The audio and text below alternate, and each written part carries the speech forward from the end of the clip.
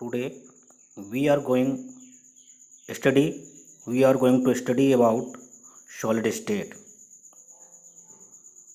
चलिए हम बात करते हैं आज ठोस अवस्था की। ठोस अवस्था पदार्थ की एक अवस्था है।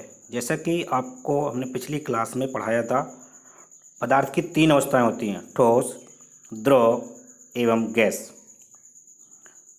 बेसिक इन्फॉर्मेशन हमने पिछली क्लास में दी थी। चूँकि आज हमारा टॉपिक है ठोस अवस्था, तो हम केवल ठोस अवस्था के बारे में ही जानेंगे। ठोस अवस्था आखिर होती क्या है? यानी पदार्थ की वह अवस्था जिसमें जो अवयवी कण हैं या पार्टिकल्स हैं, जैसे एटम्स हो गया, मॉलिक्यूल्स हो गया या आयन हो गया, वो स्ट्रॉन्ग इंटरमॉलिकुलर फोर्सेस द्वारा या प्रबल अंतराणविक आकर्षण बलों के द्वारा एक दूसरे से निकटस्थ संकुलित होते हैं, जुड़े होते हैं। इस प्रकार की अवस्था को ठोस अवस्था कहते हैं। ठोसों के गुणों की बात करें तो देखिए, ठोस कैसे होते हैं? दृढ़ होते हैं या कह सकते हैं मजबूत होते हैं, और इनकी आकृति तथा आयतन दोनों ही निश्चित होता है। ठोस, यहाँ पर ये लिखा कि ये संपिंड होते हैं, जबकि ठोस संपिंड और असंपिंड दोनों तरीके के होते हैं। बिकॉज पिछला हमने लेक्चर में बताया था कि ठोस के ज्यामिति के आधार पर 2 प्रकार के डिवाइड किया था, क्रिस्टलीय और अक्रिस्टलीय ठोस। तो क्रिस्टलीय जो ठोस हैं वो आपके असंपिंड होते हैं,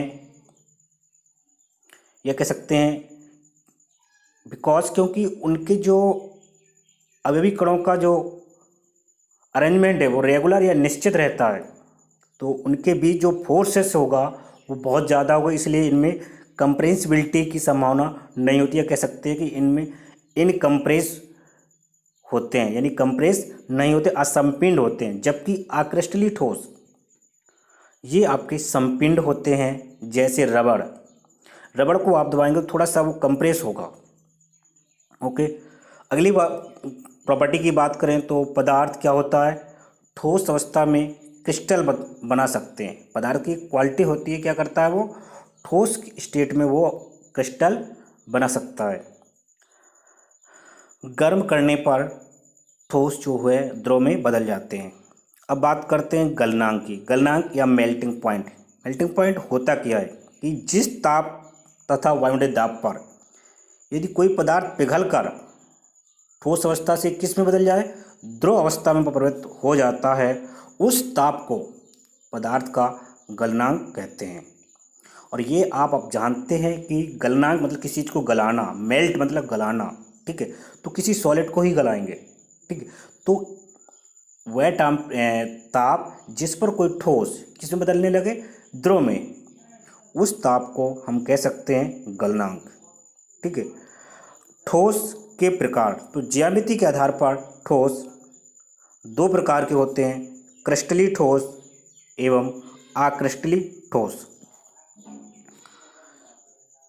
चलिए, आप आज के लिए इतना ही काफ़ी है। अगले देखते हैं अगले स्लाइड में। ओके।